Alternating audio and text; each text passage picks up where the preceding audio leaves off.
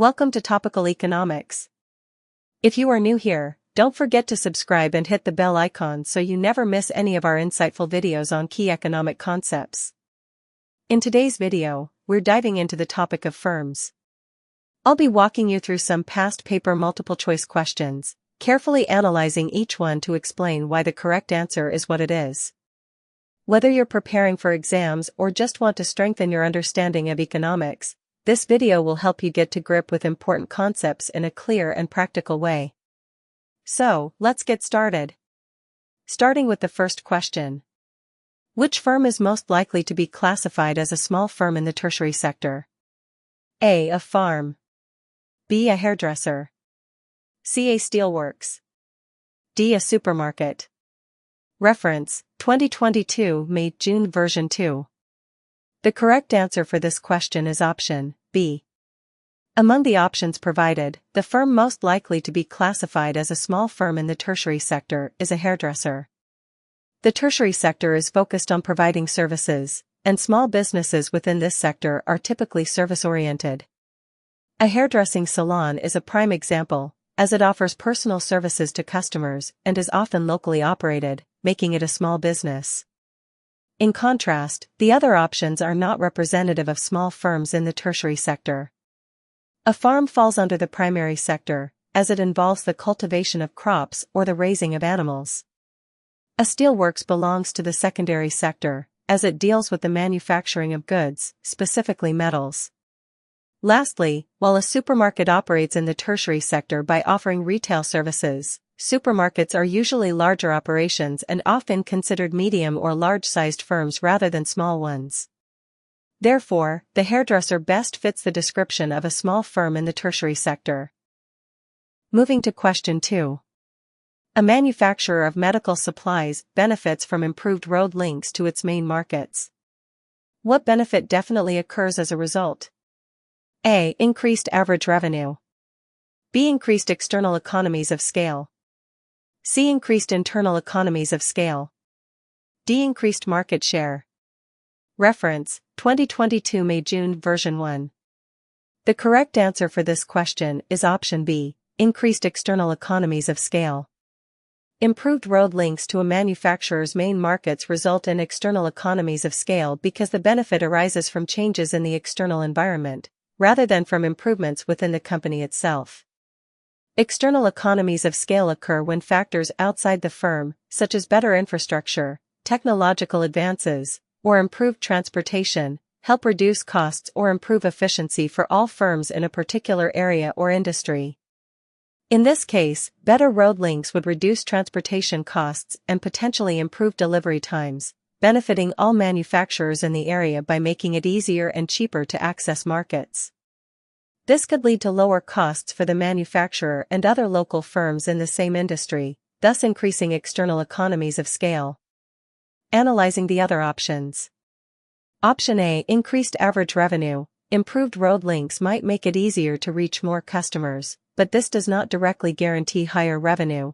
It depends on other factors like demand or pricing strategies. Next, option C, increased internal economies of scale. Internal economies of scale occur when a firm itself becomes more efficient as it grows, typically through cost reductions or improvements within the business, example, investing in new technology or streamlining production. Improved road links are external to the firm and would not directly contribute to internal economies of scale. Lastly, option D, increased market share. While better transportation might help the firm access new markets, the direct effect of improved road links is not guaranteed to result in increased market share unless the firm can leverage other competitive advantages. Moving to question 3. Which term describes the situation where the owner of a coffee plantation plans a merger with a chain of coffee shops? A. A conglomerate merger. B. Horizontal merger. C. Vertical merger backwards. D. Vertical merger forwards. Reference, 2022 February-March version 2. The correct answer for this question is option D, vertical merger forward. A vertical merger occurs when two companies at different stages of the supply chain or production process merge. In this case, the coffee plantation, which produces coffee, is merging with a coffee shop chain, which sells coffee to consumers. This type of merger is considered forward because the coffee plantation is merging with a business that is closer to the end consumer in the supply chain, the coffee shops, rather than a supplier or producer. Analyzing the other options. Option A, a conglomerate merger, happens when two companies in unrelated industries merge. For example, if a coffee plantation merged with a completely unrelated business, such as a technology company, that would be a conglomerate merger. In this case, both companies are still related to the coffee industry, so this is not the correct answer. Next, option B, horizontal merger, occurs when two companies in the same industry at the same stage of production merge. For example, if two coffee plantation businesses merged, that would be a horizontal merger. Since the coffee plantation and the coffee shop chain operate at different stages of the supply chain, this is not a horizontal merger. Lastly, option C, vertical merger backwards, occurs when a company merges with a supplier of raw materials or components. For example, if the coffee shop chain merged with a coffee plantation to secure its supply of coffee, it would be a vertical merger backwards. However, in this case, it's the coffee plantation merging with the coffee shop chain, so this is not a backward merger. Moving to question 4. An information technology, IT, specialist sets up a firm that repairs computers. Which sector and ownership are involved in this action? Reference, 2022 February-March version 2. The correct answer for this question is option C. For sector, the IT specialist is setting up a firm that repairs computers, which involves providing a service to customers, repairing computers. This type of activity falls under the tertiary sector, which is focused on services rather than the production of goods. In the tertiary sector, businesses provide services like retail, education, healthcare, and, in this case, IT repair services. For ownership, since the IT specialist is setting up the business themselves, the ownership is private. Private sector firms are owned and operated by individuals or non-government entities, as opposed to public sector firms, which are owned and operated by the government. The IT specialist is starting a private business, which means it is part of the private sector. Moving to question 5. A clothing manufacturer expands by taking over a clothing retailer. Which type of merger is this? A. Backward vertical. B. Conglomerate. C. Forward vertical. D. Horizontal. Reference, 2021 October-November version 3. The correct answer for this question is option C, forward vertical. A vertical merger occurs when two companies at different stages of the production or supply chain in the same industry merge. In this case, a clothing manufacturer, which produces clothing, is merging with a clothing retailer, which sells the clothing to consumers. This is a forward vertical merger because the manufacturer is moving forward in the supply chain, merging with the company that is closer to the final consumer in the retail stage. Analyzing the other options. Option A, backward vertical, merger happens when a company merges with a supplier of raw materials or components that it uses in production. If a clothing retailer took over a clothing manufacturer, that would be a backward vertical merger because the retailer would be moving upstream in the supply chain. Since it's the manufacturer merging with the retailer, this doesn't apply. Next, option B, conglomerate, merger occurs when two companies in unrelated industries merge. For example, if a clothing manufacturer merged with a company in the food industry, it would be a conglomerate merger. Since both companies here are in the clothing industry, this is not a conglomerate merger. Lastly, option D, horizontal, merger happens when two companies in the same industry and at the same stage of production merge. For example, if two clothing manufacturers merged, it would be a horizontal merger. Since the merger here involves companies at different stages, manufacturing and retailing, this is not a horizontal merger. Moving to question 6. Two car manufacturers agree to merge. Which outcome would be a disadvantage for customers? A. Increased capital for research and development. B. Lower average costs through economies of scale. C. Reduced range of vehicles produced. D. Use of a wider range of marketing information. Reference, 2021 October, November, version 2. The correct answer for this question is option C, reduced range of vehicles produced. When two car manufacturers merge, one potential disadvantage for customers is that the combined company may decide to streamline its production process, which could lead to a reduced range of vehicles produced. To cut costs and increase efficiency, the merged company might focus on fewer models or product lines, which could limit consumer choice. This reduction in variety could negatively impact customers who are looking for specific types of cars that may no longer be produced after the merger. Analyzing the other options. Option A, increased capital for research and development. A merger could potentially increase the resources available for research and development, R&D, leading to better and more innovative products in the future. This would generally be a benefit for customers, not a disadvantage. Next, option B, lower average costs through economies of scale. Mergers often result in cost savings through economies of scale, as the combined company may be able to produce cars more efficiently.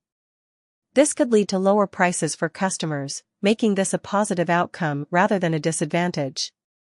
Lastly, option D, use of a wider range of marketing information. The merger might allow the new company to access better or more diverse marketing data, potentially improving its ability to serve customers' needs and preferences. This could lead to better targeted marketing and product offerings, benefiting customers. Moving to question 7. What is a major advantage of a horizontal merger compared with a conglomerate merger?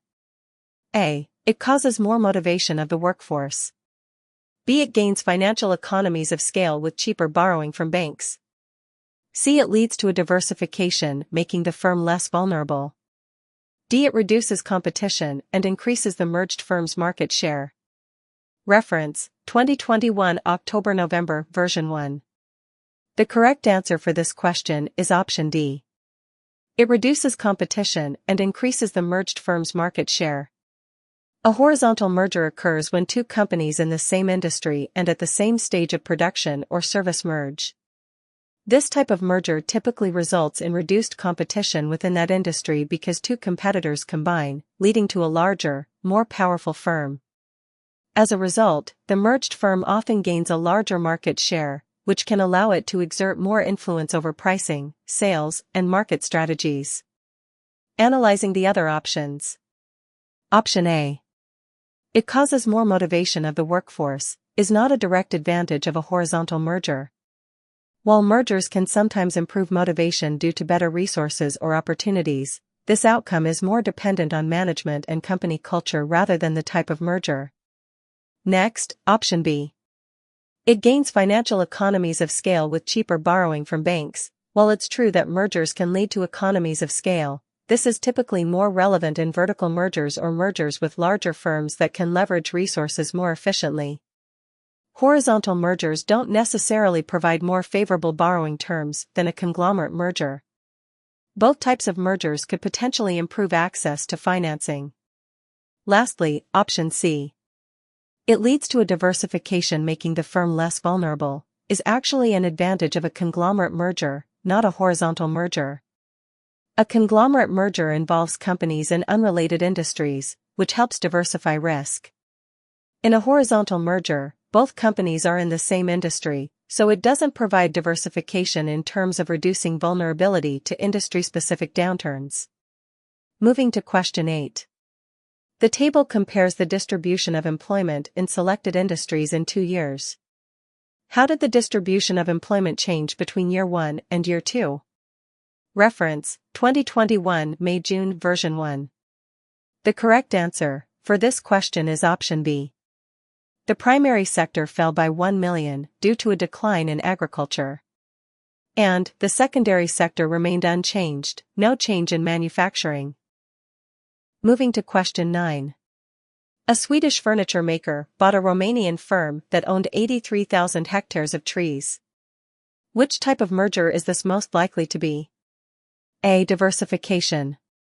B. Horizontal. C. Vertical backward. D. Vertical forward. Reference, 2021 May-June version 2. The correct answer for this question is option C. Vertical backward. A vertical merger occurs when two companies at different stages of the supply chain in the same industry merge. In this case, the Swedish furniture maker is buying a Romanian firm that owns 83,000 hectares of trees. The Romanian firm likely produces timber, which is a raw material used in the furniture making process. Vertical backward mergers happen when a company merges with a supplier of raw materials or components it uses in its production. Since the Swedish furniture maker is acquiring a company that supplies the raw material, wood from the trees, this is a backward vertical merger, because the furniture maker is merging with a supplier at an earlier stage of the production process, raw material extraction. Analyzing the other options. Option A: diversification. Merger happens when two companies in unrelated industries merge. Since both companies in this case are involved in the broader furniture production industry, one in making furniture, the other in supplying raw materials, the merger is not diversification, as both companies are still related in the same supply chain. Next, option B: horizontal. Merger occurs when two companies in the same industry and at the same stage of production merge.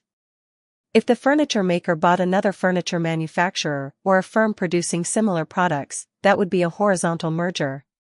But since the Romanian firm supplies raw materials, timber, it's a different stage of the supply chain. Lastly, option D: vertical forward. Merger occurs when a company merges with a business that is closer to the end consumer in the supply chain, e.g., a manufacturer merging with a retailer. Since the Swedish furniture maker is merging with a raw material supplier, timber producer, this is not a forward merger. Moving to question 10. A company mining cobalt invests in machinery to replace some workers. Eventually, diseconomies of scale occur. What could cause this situation? A. As more cobalt is mined, average costs increase. B. Fewer workers are needed to produce the required output. C. Output per hour increases as more machinery is used. D. Overhead costs are spread as output increases. Reference: 2021 May-June version 1. The correct answer for this question is option A. As more cobalt is mined, average costs increase, which describes a situation where diseconomies of scale occur. Diseconomies of scale happen when a company becomes too large, leading to higher average costs instead of the expected reduction in costs. In this scenario, even though the mining company invests in machinery to replace some workers, it may face inefficiencies as it scales up production. As the company grows, it could experience increased complexity in managing operations, difficulties in coordinating large-scale activities, or logistical issues that drive up costs per unit of output. This is a classic case of diseconomies of scale, where further expansion leads to rising costs. On the other hand, the other options do not directly explain diseconomies of scale. Option B: fewer workers are needed to produce the required output, could actually lead to increased efficiency and lower costs, which is a sign of economies of scale rather than diseconomies. Option C: output per hour increases as more machinery is used, suggests that productivity is improving, which would likely lower costs and support economies of scale. Option D: overhead costs are spread as output increases, describes a situation where fixed costs are distributed over more units, which would lead to lower average costs, again, an example of economies of scale, not diseconomies. Therefore, the key factor in this scenario is that as more cobalt is mined, the company experiences higher average costs, which is a hallmark of diseconomies of scale. Moving to question 11. Why are many hairdressers able to operate as small businesses? A. High level of competition. B. High scope for economies of scale. C. Long period of training required. D. Low startup and running costs. Reference: 2021 May-June version 1. The correct answer for this question is option D: low startup and running costs. Many hairdressers are able to operate as small businesses, primarily because they have low startup and running costs. Starting a hairdressing business typically doesn't require significant capital investment, especially compared to industries like manufacturing or technology. While there are initial costs for things like equipment, scissors, hairdryers, salon chairs, renting a space, and obtaining any necessary licenses, these costs are generally lower than those of many other businesses. Additionally, the ongoing operational costs, such as rent, utilities, and wages for a small number of employees, can be manageable for a small-scale operation. This makes it easier for individuals to start their own hairdressing business with relatively little financial risk. Moving to question 12. Which firm is in the tertiary sector? A. Bread bakery. B. Fruit grower. C. Meal delivery. D. Road builder. Reference, 2021 May-June version 3. The correct answer for this question is option C, meal delivery, as it is an example of a service-based business, which is characteristic of the tertiary sector. The tertiary sector is focused on providing services to consumers and businesses, rather than producing physical goods. A meal delivery service falls into this category because it delivers prepared food to customers, which is a service rather than a tangible product. On the other hand, the other options are classified in different sectors. A bread bakery, option A, is part of the secondary sector, as it involves the manufacturing process of turning raw materials, such as flour, into finished products, like bread. A fruit grower, option B, belongs to the primary sector, as it engages in agriculture, which involves the extraction of raw materials from nature, such as growing and harvesting fruit. Lastly, a road builder, option D, is in the secondary sector, as it is involved in construction and the creation of infrastructure, which is a manufacturing process. Moving to question 13. The table compares the distribution of employment in selected industries in 2 years. How did the distribution of employment change between year 1 and year 2? Reference, 2021 May-June version 3. The correct answer for this question is option B. Primary sector includes agriculture and mining. Secondary sector includes manufacturing. Tertiary sector includes retailing and transport. We see from the table that the primary sector fell by 1 million due to a decrease in agriculture employment. The secondary sector remained unchanged, no change in manufacturing. The tertiary sector rose by 1 million, mainly due to an increase in transport sector employment. Moving to question 14. What will occur when there is a conglomerate merger? A. Increased control over supply of raw materials. B. Increased risk-bearing economies of scale. C. Reduced marketing economies of scale. D. Reduced technical economies of scale. Reference, 2021 February-March version 2. The correct answer for this question is option B, increased risk-bearing economies of scale. A conglomerate merger occurs when two companies from unrelated industries merge. The main advantage of such a merger is the ability to diversify the company's operations across different markets or sectors, which helps spread risk. By entering new industries, the company is less reliant on the performance of any one industry, which helps reduce the overall business risk. This is an example of risk-bearing economies of scale. The larger, more diversified firm can absorb shocks from one sector by balancing out performance with other, unrelated sectors. Analyzing the other options. Option A, increased control over supply of raw materials, would be more characteristic of a vertical merger, where one company merges with its supplier or distributor, rather than a conglomerate merger. A conglomerate merger doesn't typically result in increased control over raw materials, because the two firms are in unrelated industries. Next, option C, reduced marketing economies of scale. A conglomerate merger can often lead to increased marketing economies of scale rather than reduced ones. With a larger, more diversified company, the marketing costs can be spread across different products and markets. This allows the firm to leverage its size to potentially reduce the per-unit cost of marketing. Lastly, option D, reduced technical economies of scale. Here, technical economies of scale are typically realized through increased production or specialization within a specific industry, example, manufacturing.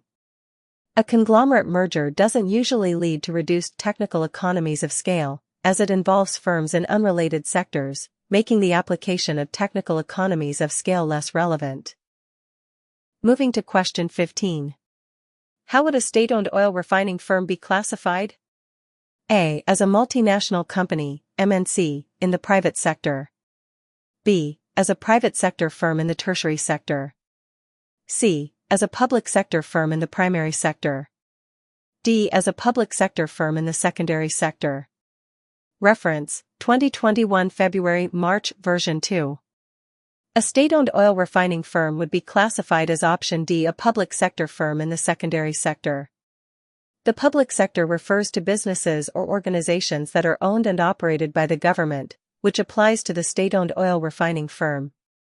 Since the firm is involved in refining crude oil into various finished products, such as gasoline, diesel, and petrochemicals, its operations fall under the secondary sector.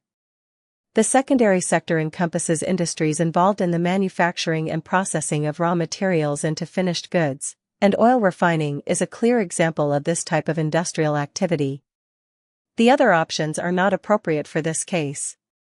A multinational company, MNC, in the private sector typically refers to a privately owned company that operates in multiple countries, and since the firm in question is state-owned, it cannot be classified as a private sector entity. Similarly, the tertiary sector involves services such as retail, healthcare, and education, which is not the case for a refining company involved in manufacturing. Finally, while the primary sector involves the extraction of raw materials, such as mining or farming, oil refining is a processing activity, which places it firmly within the secondary sector. Therefore, the most accurate classification for a state-owned oil refining firm is as a public sector firm in the secondary sector. Moving to question 16. A large pizza chain in the U.S. decided to sell sandwiches as well to try to increase its revenue. Which term describes this change? A. Diversification. B. Externalities. C. Horizontal merger. D. Vertical merger.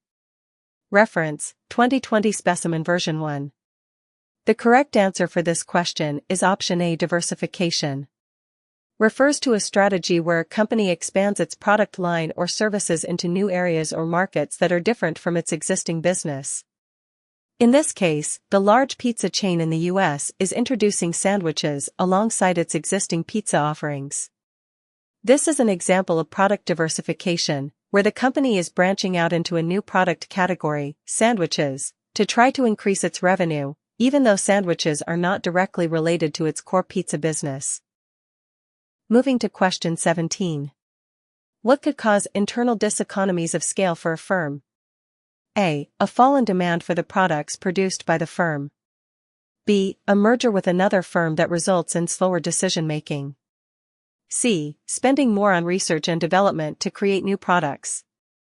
D. The lack of skilled labor in the geographical area where the firm is based. Reference, 2020 October-November version 1. The correct answer for this question is option B, a merger with another firm that results in slower decision-making. Internal diseconomies of scale occur when a firm becomes too large and its average costs increase due to inefficiencies within the organization. These inefficiencies can arise from factors like management challenges, increased bureaucracy, and communication problems as the company expands. In the case of a merger with another firm, one possible outcome is slower decision-making. When companies merge, they may have more layers of management, more complex organizational structures, and more communication channels. This can lead to delays in making decisions, reducing the firm's ability to respond quickly to market changes or operational needs. These internal inefficiencies from a merger contribute to diseconomies of scale, as larger firms can struggle to maintain the same level of efficiency as they grow. Moving to question 18. Firm X supplies bricks and decides to merge with Firm Y that also supplies bricks. Which form of merger has taken place? A. Backward vertical. B. Conglomerate. C. Forward vertical. D. Horizontal. Reference, 2020 October-November version 2. The correct answer for this question is option D. Horizontal. A horizontal merger occurs when two companies in the same industry and at the same stage of production merge. In this case, both Firm X and Firm Y are in the business of supplying bricks, meaning they are in the same industry and likely at the same stage in the production process. They both produce and sell bricks. When two firms in the same industry merge, it is a horizontal merger. Moving to question 19. Who owns a public sector organization? A. Individuals. B. Shareholders. C. Specialist managers. D. The government. Reference, 2020 October-November version 2. The correct answer for this question is option D. The government. A public sector organization is owned and operated by the government. These organizations are funded through taxation or government budgets and serve the public interest. Examples of public sector organizations include government departments, public schools, healthcare services like the NHS, and state-owned enterprises such as national rail services or utilities. The government, at the local, regional, or national level, is responsible for their operations and policies. Analyzing the other options. Option A. Individuals typically own private sector businesses, not public sector organizations. While individuals can work in public sector organizations, they do not own them. Next, option B. Shareholders own private sector companies, particularly public or private corporations listed on the stock exchange. In contrast, public sector organizations are not owned by shareholders. Lastly, option C. Specialist managers. While specialist managers may run or manage public sector organizations, they do not own them. Ownership remains with the government, although management responsibilities are delegated to these professionals. Moving to question 20. When do economies of scale take place? A. In the short run. B. If variable factors become fixed. C. When all factors of production are fixed. D. When all factors of production are variable. Reference, 2020 May-June version 2. The correct answer for this question is option D. When all factors of production are variable. Economies of scale occur when a firm's long-term average costs decrease as it increases production.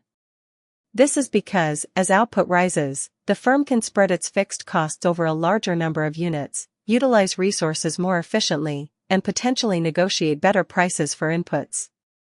For economies of scale to take place, all factors of production must be variable, meaning the firm can adjust not only its variable factors, like labor and raw materials, but also its fixed factors, such as machinery, equipment, and capital. For example, a factory can invest in more efficient technology, hire more workers, and optimize its production processes to increase output without proportionally increasing costs. This flexibility allows the company to achieve cost reductions as it scales up. Thank you for watching this video. I hope the explanations of past paper questions and the reasoning behind the correct answers helped clarify some key concepts. If you found this video useful, please don't forget to like, comment, and subscribe to Topical Economics for more insightful lessons and exam tips. Your support is truly appreciated, and it encourages me to keep creating valuable content to help you succeed. Feel free to leave any questions in the comments, and I'll get back.